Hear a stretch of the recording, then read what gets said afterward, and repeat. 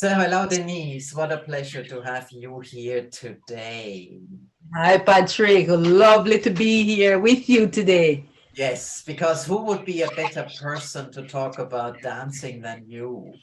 Yeah, that was a few years ago, but yeah, quite a few years of my life, spent Yes, in a dance company. I think about 28 years with National Dance Theatre. yes. So, So yes,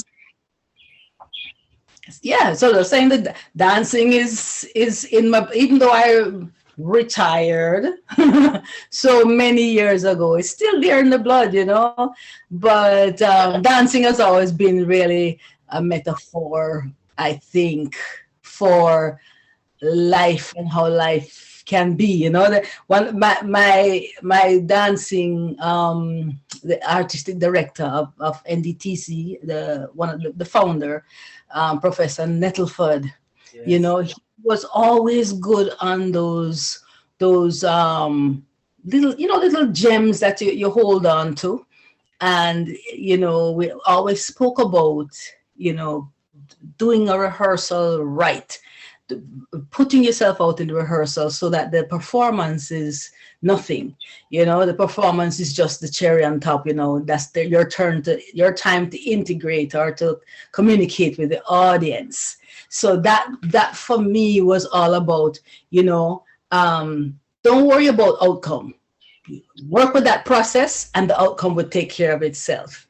So that was always a really good life lesson for me. And as I said, it came through the dance, and there are so many more of those lessons that I could share. But let's chitter chat about what we want to chitter let's chat let's about. take it a little bit further. So, as you said, the dancing is more or less a metaphor. And how beautiful you're mentioning our beautiful Never thought he was just so amazing. I mean, Yes. Jamaica has such amazing spirits like yourself, and it's just so Thank you. beautiful now to go into a dancing dialogue with you, a philosopher, Yeah. a teacher, an artist, and may I say, a very good friend of mine. And we Oh, have bless you. become so close.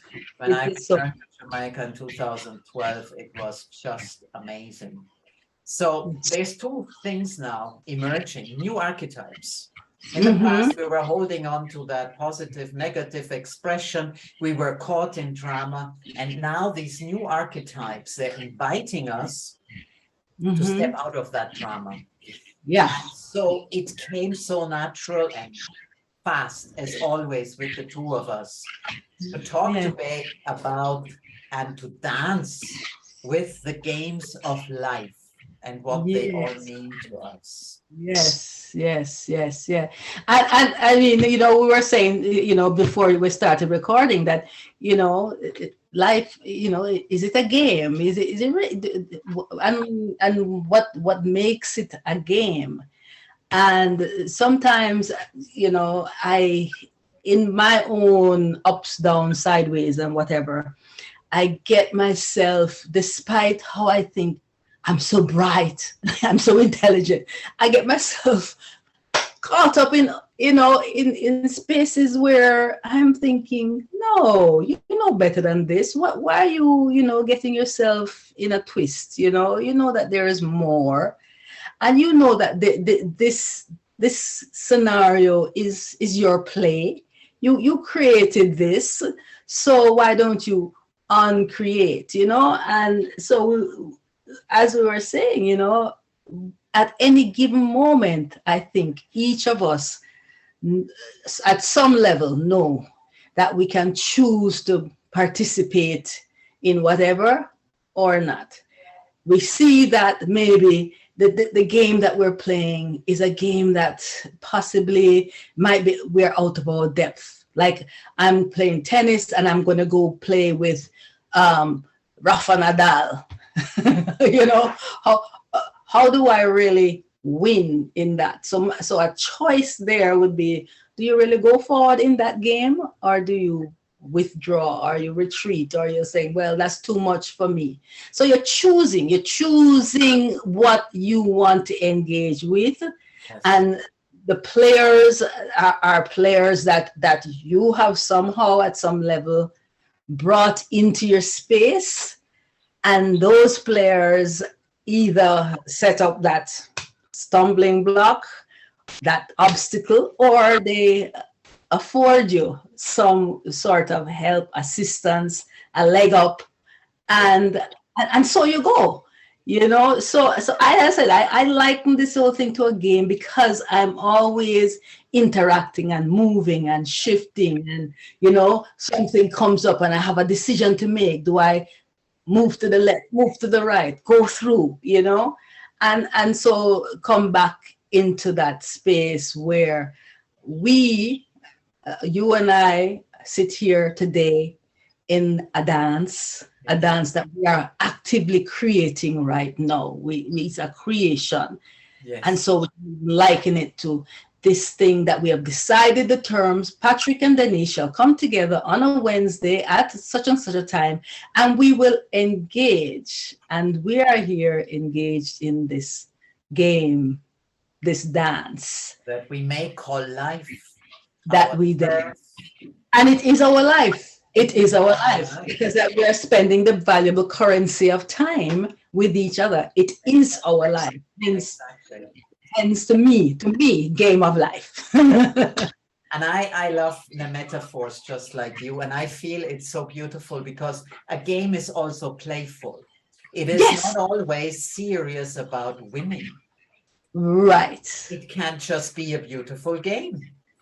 Yes. And maybe it's not just about the winning. And as we said, in your rehearsals, it's not just about the outcome. It's about that engagement. It's about being unique each time. And going back to dance, it's not always the same performance. No. Never exactly do it the same way.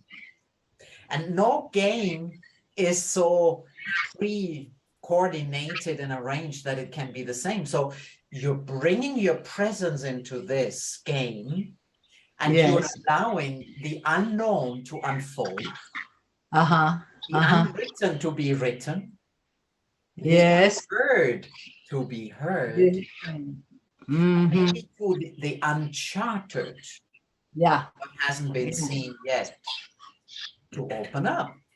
Yes. I hear that and I feel that. Yeah. Yes. Yeah. And it's the playfulness I feel that counts. Yes, absolutely. And it's interesting you say that, about play, and that's a word that I have come to really respect and take to heart, so much so that when I'm teaching individuals, whatever in art, I'm always saying, and this is how we're going to play now. I want it to be play as we're playing our game. We're playing with a light heart, with that childlike energy. And that is something that I think that that we play is something that we reserve to, as we say, if you're going to play a sport, but play is, I am agreeing with you, should be an integral part of how you move through the world, with that playfulness. Yes, the playfulness, bringing that light spirit of the child, not being childish. No, not being childish. Into the world. And of course, you're doing that so beautiful in your teaching. Of course, often I was present in the background when you were teaching Ceci and these wonderful people in being playful, in expressing their art. Yes, and this is what you do. You inviting people to play. Yes. And I feel the emerging archetypes are very much about that, inviting people to play without the fear of winning or losing, right or wrong. And this is something I really love about you, Denise. You're never about right and wrong, but also never about, I'm afraid, I have to judge, that drama game. Yes, yes. A playful child, before it learns the drama, actually doesn't have it. And the judgment, yes, exactly. And the judgment. Mm-hmm, mm-hmm.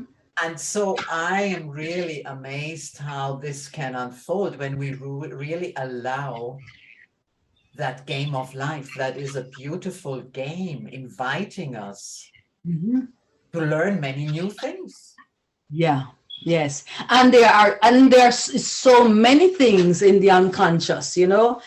And so this is one of the things that I like people to understand, or to appreciate. I would love for people to appreciate that space where you create, you know, you create from that space. You know, it's like, it's not like in your head. It's a space that if you go with the play, you go with the heart. Yes, you do need your tools, your paintbrush, your pencils, book markers, whatever. But when you decide to make that mark on a paper or on a canvas, if you decide to just say, I'm letting go and I'm just allowing for spirits, the unconscious, to just move me. At the end of that, you cannot believe the kind of trust in self that can evolve, the kind of fun that can come out of that, you know, and that whole spirit of the play can come through, you know. And so when individuals start feeling stuck or feeling, I can't, to just allow this moment, to allow yourself a moment of play, of relaxation, through whether a drawing or a whistling a song, or, you know, sitting in nature with the birds. We open up that unconscious space. Is such tremendous insight and so much potential for shifting and changing. Yeah. And what I'm really hearing, what you're saying here, this is so powerful and so profound. It is about allowing ourselves to connect to the unmanifest, Yes, yes. to the unseen. And of course, we know that most things do not really exist in form, but they're actually energy. Yes. And I feel also what I'm hearing from you is that power to create, the creativeness. Mm-hmm. And I feel that's often asleep. Mm-hmm. Mm-hmm. We Mm-hmm. might be conditioned by labels and expectations. Yes. We might, as you said, we might be stuck and fearful to let that power of creative being and exploration come out. Mm-hmm. Mm-hmm. And this is, of course, what I love about you so much. It's not just about being an artist when people come to you. It is Mm-hmm. about allowing themselves Ah, to create, to yes. enjoy that space, that spirit, that connectedness to that heart. And both of Mm-hmm. us write heart Yes. as a capital in the center. Yes. Yes. And so we're allowing this magic to come out. And maybe this is the real game. So Mm-hmm. Mm-hmm. the question is, our games, are they limiting us, or are we really making the choice Mm-hmm. what it can be? Yes, yes. Well, you know, I think that in general we limit ourselves. In general, that's just my perception, and I could be completely wrong. I could just be talking about myself only. You know, or they say, you know, you teach what you need to learn. Yes. People say. But I do believe that it we limit ourselves, and we limit ourselves because of old programs. Yes. Those beautiful vital years of 0 to 5. You know, I've been in education a while, and you know, I'm a qualified teacher. So something that we looked at, and we know that little children at 0 to 5, even to 7, they pull things in so readily, so easily, and so they're pulling in everything around them. And then when you see them play, the expression, in my world, I believe that they're bringing in things from that unconscious, that that space of spirit, the soul. And so I see them playing with confidence and with strong voices. But in those same years where they're so impressionable and they pull in so much, they also pull in the no's. No, no, no, no.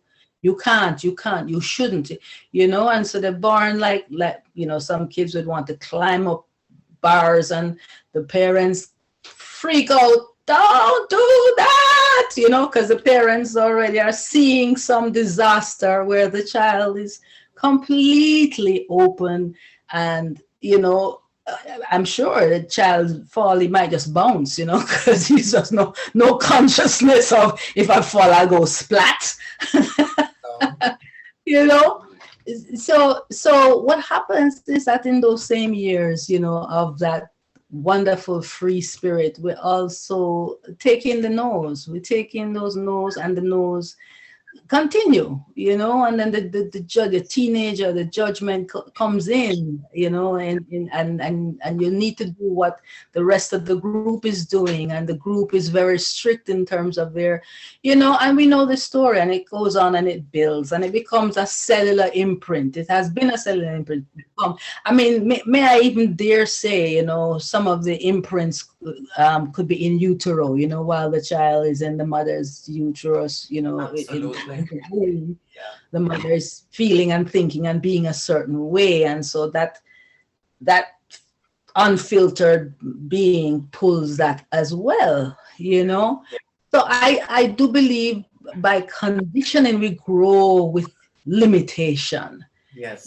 And so it takes, happily, once you start a certain journey, I get to meet people like yourself and Ceci.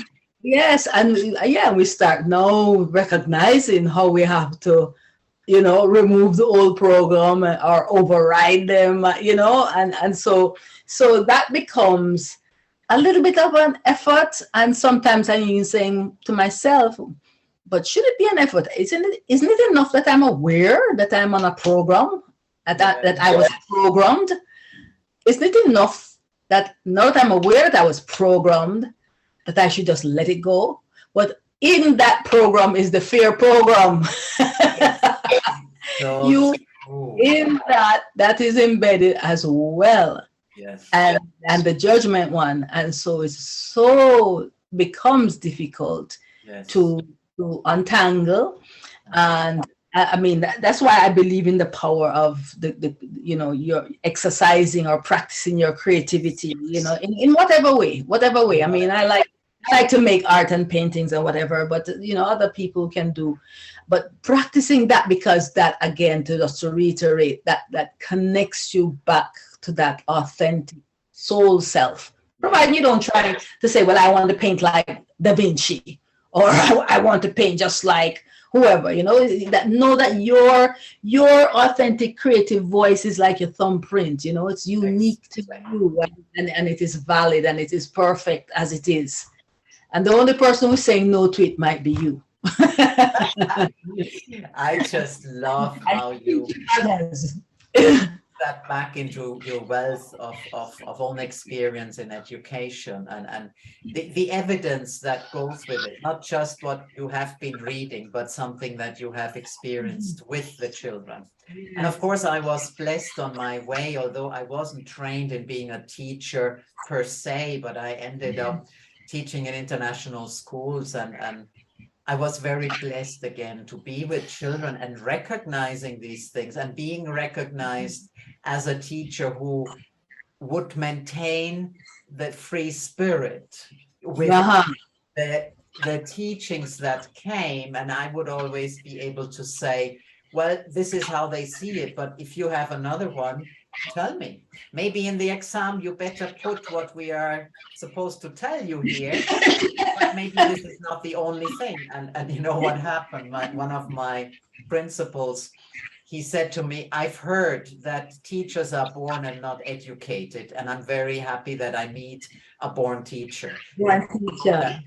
So I can go with what you're saying. When are we limiting people? But these are conditions, and maybe our soul has chosen this in that human experience. Ah, yes, yes, yes. And maybe we come to a point where we can say, oh, I'm grateful for that in a way, because how would I free myself?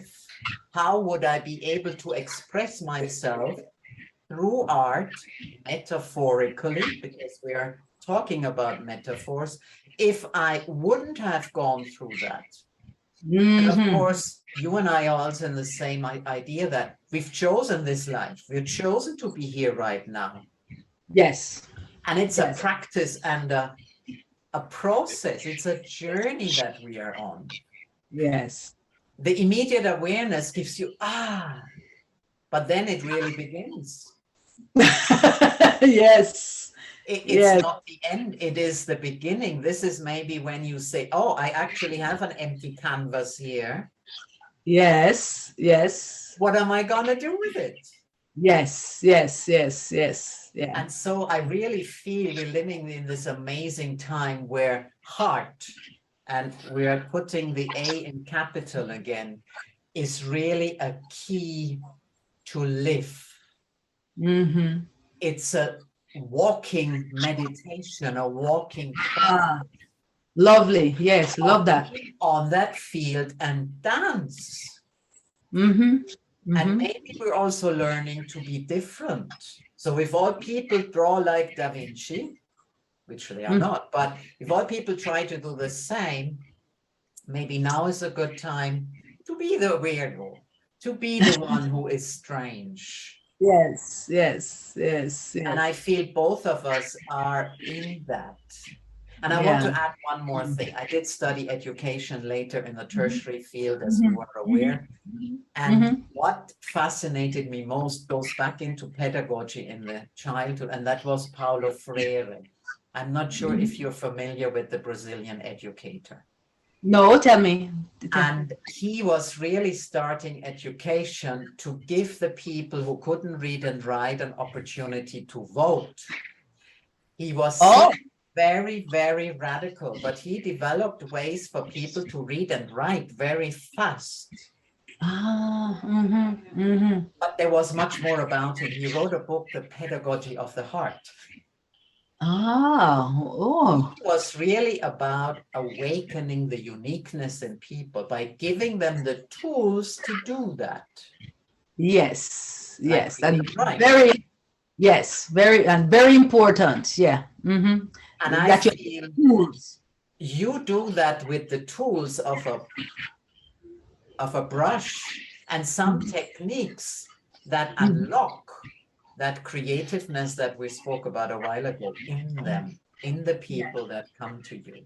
Yes. Yeah. I do the same in a way, but not through art, because I can't be like you. Yeah. I didn't study all the techniques.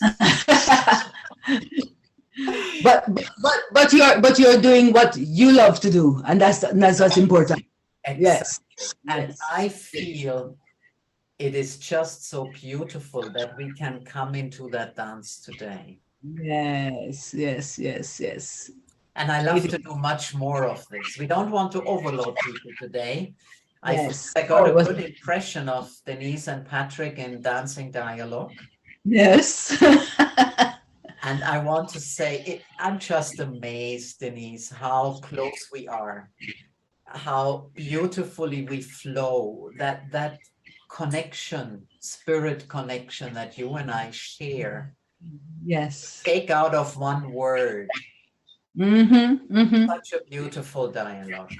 Yes, yes. Thank you so much, Patrick. I endorse and I agree completely. To find a member of your tribe. Someone you can completely resonate with it. You can speak a certain way, and they understand, and they can help you to understand even what you think you're understanding, but maybe not so much. You're that person for me, to help me to broaden and build my own vision of what I can be and what others can be. And you have not only done that for me, but my son Kitwana, yes. And by the way, he says, hey. Wonderful. I am sure we have a chance to talk with him soon too. Yes. So Thank you so much. Beautiful. And we need to do this again. And we hope it reaches people's heart. Absolutely. Because that is our ultimate, Exactly. the connect heart to heart. And have that courage to step on that field of your game, even if you play it differently, even if you step off the field, even if you step up, or out of the drama and the conditioning that has limited your play. Yes. This is my message for today to the people out there, but also to the both of us. Yes. Thank you so much. Denise, you know how much I love you. And love you back, Patrick. Love you back. Yes, I love to Cess. And love to Cess, and lots of love from Cess. And we catch up soon, because I love doing this with you. You. Thank you so much. Thank you so much. Blessings.